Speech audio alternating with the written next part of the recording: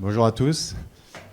Donc l'idée de cette élection sans candidat, c'est que, je sais pas vous, mais nous sommes super frustrés de la situation actuelle. Est-ce que cette élection présidentielle, vous êtes enthousiaste, vous sentez que les choses peuvent changer?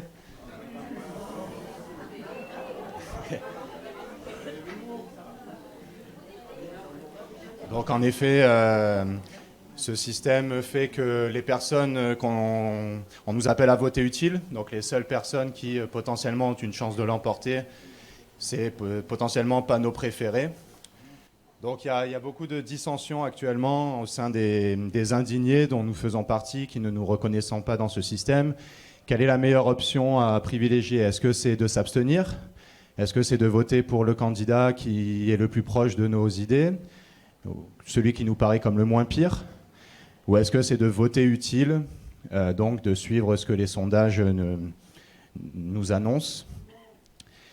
Je ne sais pas non plus si vous pensez si vous croyez aux sondages, mais tout comme les médias, lorsqu'on s'intéresse à qui sont les propriétaires des maisons, des entreprises qui font les sondages, ça n'inspire pas trop la confiance. Je n'apprécie pas le personnage, mais il y a Philippe de Villiers qui a écrit un livre qui s'appelle « Il est temps de vous dire ce que j'ai vu ». Et dedans, il explique que lorsqu'il avait présenté sa candidature pour l'élection présidentielle de 2002, tu as plusieurs représentants de médias mainstream. Donc vous savez que 95% des médias français sont entre les mains de 8 milliardaires. 8 personnes donc, qui partagent peu ou prou la même vision du monde et qui décident de mettre en avant tel candidat qui défend leur vision et de boycotter ou de discréditer ceux qui ne vont pas dans leur sens. Donc dans ce livre, il explique que des représentants des médias sont venus le voir et lui ont dit si tu veux que nous parlons en bien de toi, tu vas devoir faire ci, tu vas devoir faire ça. En gros, tout ce que Macron fait depuis 5 ans, supprimer l'exit tax, l'ISF, etc. Et au début, il dit d'accord, je vais faire cela. Il bénéficie d'une grande couverture médiatique, il est très haut dans les sondages, et au bout d'un moment, il prend la confiance et il dit « Eh ben non, je ne vais pas finalement faire ce que vous me demandez, je vais plutôt défendre les intérêts du peuple de France. » Et du jour au lendemain, il est passé de 12 à 3% dans les sondages. Donc, je crois vraiment qu'il faut prendre conscience que ne basez pas votre vote sur les sondages, tout ça n'est que manipulation. Alors qu'est-ce qui est le mieux? Est-ce que c'est de s'abstenir? Est-ce que c'est de voter blanc? Ou est-ce que c'est de voter pour celui qui est le plus proche de votre opinion? Chacun a son opinion. La mienne, c'est que c'est mieux de voter pour celui qui vous paraît le moins pire. Parce qu'actuellement, la Constitution fait que l'abstention n'a aucun impact. Le vote blanc n'a aucun impact. Donc si demain vous avez 10% du corps électoral qui s'est mobilisé et que Macron il est élu, eh ben, il va agir de la même façon qu'il agit depuis 5 ans. Vous savez que Macron a été le président le moins bien élu de toute l'histoire de la Ve République. Ça ne l'a pas empêché de penser qu'il avait la légitimité pour détruire nos services publics et faire tout ce qu'il a fait. Donc, à chacun son opinion. Nous la respectons tous. Toutes les opinions doivent être respectées, mais à notre sens, nous travaillons pour essayer de vous proposer un candidat qui sera... nous espérons le plus proche de vos valeurs, donc les valeurs qui s'apparentent à la démocratie directe, parce que tout comme les Gilets jaunes et de plus en plus de Français, nous avons la conviction que c'est la cause de tous nos problèmes. Nous devons arrêter de nous attaquer aux conséquences. On se dispute tout le temps, on n'est pas d'accord sur ci, on n'est pas d'accord sur ça, mais à la fin, on décide de rien. Donc on se dispute pour rien. Donc notre cause commune doit être la démocratie directe, le RIC, de voter pour des idées. Et alors, on pourra se redisputer sur la gauche, la droite, etc. Mais au moins, ça servira à quelque chose. On se disputera pour une raison, parce qu'à la fin, nous voterons pour une idée. Et non pas on élira corrompu A ou corrompu B tous les 5 ans. Juste un petit commentaire. Un candidat à la députation, on l'avait compris, hein, pas un candidat aux élections présidentielles. Hein, voilà. Mais vous l'aviez tous compris, puisqu'on est dans ce cadre-là. En effet, donc c'est dans le cadre des élections législatives. Donc... nous avons réfléchi à essayer de mettre en place un mode de désignation des candidats qui serait le plus démocratique possible. Je sais, on fait la charte, j'y arrive. Donc, comme on vous a dit, donc, il y a la nomination et tous les noms, donc cette phase qui se termine aujourd'hui, donc ils vont être prévenus qu'ils ont été nominés, ils vont accepter ou non la mission. Et donc pour qu'ils soient pleinement conscients de la mission qui sera la leur, donc de représenter les valeurs de la démocratie directe et donc de nous tous, nous avons mis en place notamment une charte d'engagement qui va signer s'il accepte cette mission, cette nomination. Donc cette charte, elle a 10 engagements que nous avons appelés les 10 engagements du renouveau démocratique. Donc je tiens à préciser que cette charte est en construction et qu'elle s'améliorera de toutes vos idées, de toutes vos propositions d'amélioration. On est comme vous, on essaye de faire de notre mieux et donc on est vraiment preneur de toutes les bonnes idées. Donc s'il vous plaît, participez à la réflexion, soyez à nos côtés dans ce que nous essayons de construire, d'avoir des candidats citoyens aux législatives. Donc le premier de ces engagements est d'accepter les décisions adoptées par l'ACD, dont je suis avant tout un ambassadeur. Comme nous vous avons dit, le but n'est pas d'avoir un député, comme aujourd'hui, qui suivrait les ordres du parti, mais d'avoir un ambassadeur de l'Assemblée citoyenne directe. N'importe quel citoyen pouvant faire partie de cette Assemblée citoyenne directe. Donc en gros, le député, il est amené à voter 4, 5 lois, amendements par jour. Donc nous ne vous demandons pas, vous, membres de l'ACD, de voter ces 4, 5 lois par jour. Vous n'avez pas le temps, etc. Donc le député va, en respect des valeurs que nous allons voir plus tard, voter, comme tous les autres députés, les lois qui seront amenées à voter. Mais l'ACD a cette capacité de pouvoir s'autosaisir lorsqu'elle le décide. Donc le RIC que nous prenons pour la société, nous l'appliquons à l'échelle de l'Assemblée citoyenne directe. Et donc, lorsque vous, adhérents, vous souhaiterez voter pour une idée que le député va être amené à voter dans le trimestre qui vient, eh bien, vous allez pouvoir le signaler par l'outil informatique. Ah, cette loi, je pense que ça m'intéresse, je veux voter. Et lorsqu'on obtient un certain pourcentage, eh bien, ça déclenchera le RIC. Et donc, tout un processus où vous serez informé de la loi en question et à la fin, vous allez voter pour l'idée, oui ou non. Et lorsque l'Assemblée s'est auto-saisie par RIC, le député, l'ambassadeur, va voter obligatoirement comme l'ACD l'a décidé pour donc ces quelques lois où elle se sera auto-saisie. Le deuxième des engagements est d'agir avec intégrité, transparence, diligence, honnêteté, responsabilité et dans la co-construction avec l'Assemblée citoyenne directe. C'est un engagement, c'est-à-dire qu'il ne peut pas faire autrement. Troisième, être exempt de toute condamnation judiciaire sur les 3 volets du casier. Nous serons le seul mouvement à imposer à nos candidats d'avoir des casiers judiciaires vierges.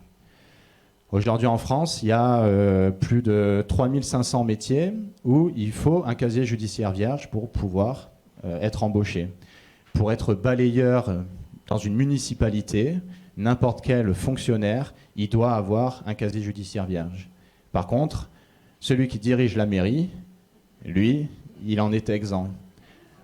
Pourquoi ? Parce que nous avons laissé tout ce temps les élus faire la loi tout seuls, et donc ils font des lois en leur faveur et donc en la défaveur du peuple. Être exempt donc de toute condamnation judiciaire sur les 3 volets du casier. 4e engagement, ne pas avoir été candidat depuis au moins 10 ans pour un parti politique représenté au niveau national. Donc on veut du renouveau, donc on va éviter de prendre des politiciens de carrière. Nous souhaitons plus tard, bien sûr, aussi empêcher le cumul des mandats dans le temps pour éviter que la politique devienne un métier. Le 5e engagement, c'est d'adopter en permanence un comportement éthique et déontologique sous le contrôle de l'Assemblée citoyenne directe, le respect du vivant et de l'environnement, le respect des droits de l'homme, cette belle invention française que nous avons héritée en 1789, comme la devise nationale liberté, égalité, fraternité, de faire en sorte que ça ne reste pas de beaux mots sur les frontons de nos établissements publics, mais que nous l'expérimentons tous. C'est un idéal qui nous reste à atteindre. Le respect et la défense des droits de l'enfant à tout niveau, notamment en matière de pédocriminalité et d'intégrité physique. Le rejet des propos, des comportements racistes, sexistes et des clivages d'ordre religieux. Donc la laïcité aussi est un bel héritage que nos ancêtres nous ont légué et nous devons de la défendre. Et donc la religion doit rester ce qu'elle est dans le cadre privé. L'État ne doit pas prendre parti et chacun est libre d'avoir la religion de son choix. Et aucun clivage ne peut être à l'origine de notre religion. L'opposition au lobbying, aux dons, aux cadeaux et au prêt de nature a influencé ses choix et ses décisions. Moi, je suis diplômé de Sciences Po et donc j'ai plusieurs amis qui ont fait d'autres choix que le mien et donc qui sont notamment lobbyistes. Donc j'ai vu il n'y a pas longtemps l'un de mes ex-camarades de promo qui est lobbyiste à l'Union européenne et donc il m'expliquait un peu les coulisses et donc je vous assure que c'est pas joli, que nos députés sont vraiment scrutés. Donc je vous donne un exemple parmi d'autres. Il me disait, donc lui il est embauché par une grande multinationale et il fallait absolument que l'Union européenne vote une loi en faveur des intérêts de cette multinationale. Donc pendant plusieurs mois, il a étudié un député. Il a un député qui lui est attribué. Donc pendant plusieurs mois, il étudie qu'est-ce qu'il aime, quels sont ses défauts, quels sont ses goûts, etc. Ensuite, il organise des rencontres avec ce député. Et donc là, dans l'espèce, l'exemple que je vais vous donner, c'est donc qu'il se trouve que ce député était fan d'équitation. Donc la multinationale a offert à ce député des places à des grands prix internationalement reconnus. Donc il allait à Dubaï, etc., gratuit. Ils lui ont offert un étalon, donc le rêve pour un pur sang, etc. Et ensuite, ils donnent la loi, après qu'ils sont bien amis, qu'ils ont bien bu beaucoup de champagne ensemble. Ah, bah tiens, s'il te plaît, tu peux déposer ça à l'Union européenne. Et donc, il la dépose au Parlement, et à la virgule près, c'est le texte qui a été adopté par les députés au Parlement européen. 80% de la loi qui s'applique sur nous, citoyens français, provient des institutions de l'Union européenne. Voilà comment sont prises les... Ce n'est pas de la caricature, c'est la triste réalité du système dans lequel nous sommes. Les lobbyistes, nous avons des intérêts privés qui sont devenus plus puissants que des États. Cet argent, ils le mettent pour que leur vision du monde se réalise et qu'ils puissent continuer à engranger du capital toujours plus, parce que l'argent, c'est le pouvoir. Florian, il y a combien de députés au Parlement européen À vérifier, mais je dirais 600 quelque chose. D'accord, parce que moi je crois que j'ai entendu quelque chose, c'est de l'ordre de 1000 lobbyistes ou 2000 lobbyistes. Ouais, tu as plus de lobbyistes que de députés. Exactement, il y a plus de lobbyistes aujourd'hui au service des multinationales qui essaient de corrompre, parce que c'est le mot à utiliser, ou persuader très fortement les députés pour exactement faire ce que tu viens de dire. Alors un autre grand engagement que nous souhaitons que cet ambassadeur citoyenne prenne, c'est qu'il s'engage à reverser l'écrasante majorité de l'enveloppe parlementaire à l'Assemblée citoyenne directe. Donc aujourd'hui, environ, un député, quand il est élu, il a une enveloppe de 30 000 € par mois. Et cette enveloppe, aujourd'hui, vu que, encore une fois, nous leur laissons faire les lois, ils peuvent la gérer en toute opacité. Nous ne savons pas comment ces 30 000 € que nous donnons par mois à nos 577 députés et nos 348 sénateurs, qu'est-ce qu'ils en font ? On ne sait pas. La loi ne dit pas qu'ils doivent le dire, donc ils ne le disent pas. Nous, ce que nous voulons faire, c'est que le député, il va garder que 3 000 € pour lui, parce qu'il va vivre à Paris, il a l'appartement, etc. Donc il garde 3 000 €, et voilà, il est député, c'est une responsabilité, ce sera beaucoup de travail pour notre ambassadeur. Et les 27 000 € restants, il les donne à l'Assemblée citoyenne directe, et c'est elle, donc vous tous, qui de façon démocratique décideront comment cette somme sera utilisée. Vous imaginez 27 000 € par mois, tout ce qu'on peut faire à l'échelle d'un territoire ? On peut faire des choses magnifiques avec l'intelligence collective. Ça peut être, à la fin, nous prendrons les questions. Alors, en 7e engagement, voilà, c'est ce que je viens de dire. 8e engagement, veiller à ce que l'intérêt particulier ne puisse l'emporter sur l'intérêt général et le bien commun. Comme ça paraît simpliste, mais en vrai, c'est le fond de tous nos problèmes. C'est qu'aujourd'hui, les intérêts particuliers ont pris le dessus sur l'intérêt général. Et en vrai, les élus n'ont pas d'autre choix que de servir ces intérêts particuliers si ils veulent être élus. Voilà, tu as un plafond de verre. Tant que tu ne sers pas à certains intérêts particuliers, tu ne peux pas dépasser un certain plafond de verre. Donc, quand tu as de l'ambition, tu rêves d'avoir le pouvoir, au bout d'un moment, tu acceptes la réalité et tu sers ces intérêts privés pour pouvoir atteindre tes objectifs. Donc, c'est malheureux, mais il faut absolument que nous trouvions un moyen d'empêcher que les intérêts privés décident. Et le meilleur des moyens, c'est la démocratie directe. Parce que pour ces intérêts privés, c'est facile de corrompre 577 députés, mais c'est impossible de corrompre 67 millions de Français. Donc nous pourrons, nous, prendre des décisions allant dans le sens de l'intérêt général et du bien commun. 9e engagement, porter la démocratie directe, la participation de tous aux décisions, le soutien aux assemblées locales délibératives, l'élargissement des référendums d'initiative citoyenne à tout niveau et en toute matière. Le à tout niveau et en toute matière est très important. Aujourd'hui, dans 10 jours, vous allez voter donc au présidentiel. Sur les 12 candidats, il y en a 9 qui ont le RIC dans leur programme. Donc là, on pourrait se dire, waouh, ils ont enfin compris, ils veulent donner le pouvoir au peuple. Mais non, ils jouent encore sur les mots, comme toujours. Parce que le RIC, il peut être en différentes matières. Celui qui est en toute matière s'appelle le RIC CARL, C-A-R-L. Et les 12 que je viens de vous dire, ils mettent que le L. Je ne fais pas de la propagande pour un parti, mais juste je vous dis un fait, sauf Jean Lassalle, qui est le seul à avoir le RIC CARL. Tous les autres, c'est que le L. Donc, le L, c'est quoi? On va faire plutôt on commence par le C. Donc, RIC CARL. Le C, c'est constituant. Je reprends à la base, c'est quoi le RIC? Et après, on fait les 4, c'est quoi? À la base, le RIC, c'est quoi? C'est que n'importe quel citoyen, il a une idée pour son pays. Il met son idée sur le site internet de l'État. Ensuite, n'importe quel citoyen, nous pouvons regarder les idées qui ont été proposées par nos concitoyens.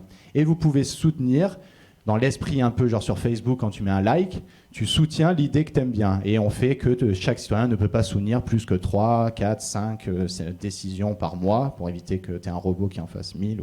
Hein.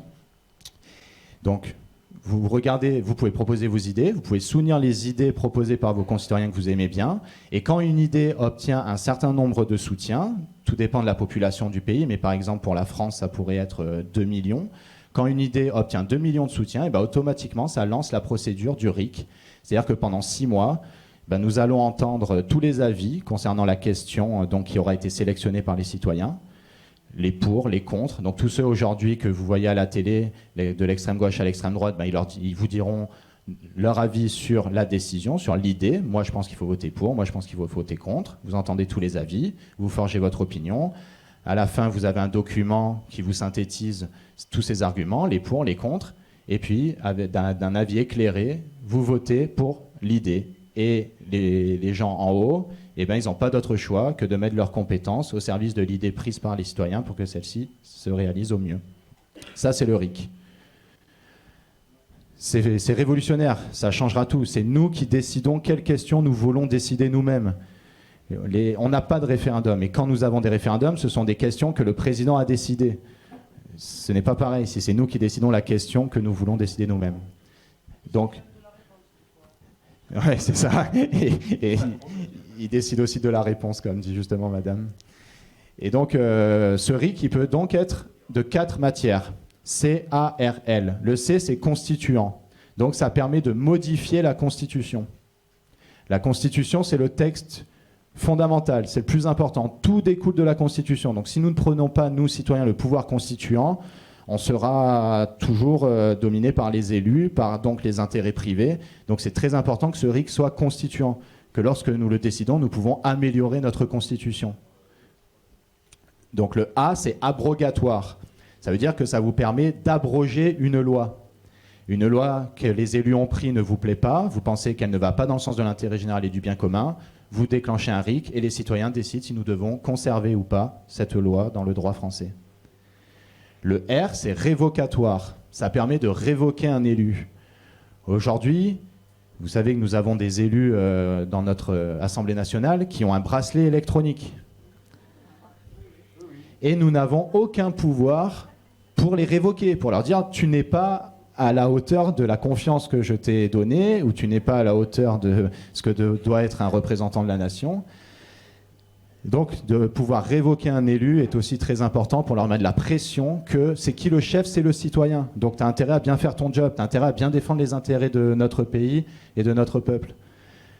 Et enfin, le législatif, donc qui est le moins important, mais c'est déjà, ça sera déjà une avancée. Mais donc, le législatif, c'est une loi. Donc, vous avez une idée de loi, vous la proposez, et puis si elle est soutenue par une majorité de Français, cette loi est adoptée dans le droit français. Voici ce qu'est le RIC, et je vous invite chacun à vraiment vous intéresser à cet outil parce que ça changera notre vie à tous et celle de nos enfants. Il y a un penseur de notre temps qui s'appelle Étienne Chouard qui explicite très bien, qui explique bien qu'est-ce que le RIC. Vous pouvez écouter sur YouTube, par exemple. Et si tous nous plantons une graine au sein des cerveaux de nos concitoyens, eh ben, ce futur est vraiment possible. On le touche du doigt. Voilà, l'avenir n'est pas ce qui va arriver, mais ce que nous allons faire, comme le dit le slogan de cette Assemblée citoyenne directe. C'est à nous de décider ce que l'avenir sera. 10e engagement, avoir une communication respectueuse, concentrée sur des débats de fond, élaborés par l'Assemblée citoyenne directe, sans diffusion de propagande démagogique ou d'attaques personnelles.